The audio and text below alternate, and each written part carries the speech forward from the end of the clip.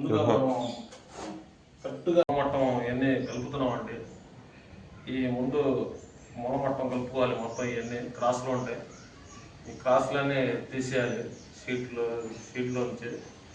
తీసుకున్న తర్వాత మనం కొలతలు చూసుకోవాలి. చూడండి, మూలమట్టం కలుపుతున్నాను.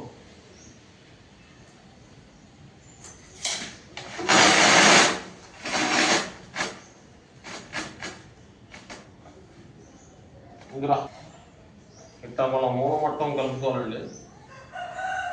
మూలమట్టం శుభ్రంగా టైల్ తీసుకోవాలి. టైల్ తీసుకుంటే అంటే కరెక్ట్గా ఉండదు, మనకి దారం కూడా గ్యాప్ రాదు. ఈ టైల్ అనేది తీసుకోవాలి. తీసుకున్న తర్వాత ఈ కొలతలు తీసుకోవాలి.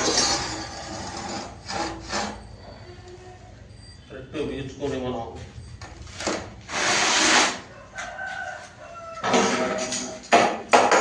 ఈ క్లాంపులని స్టాండ్గా బీచుకోవాలి.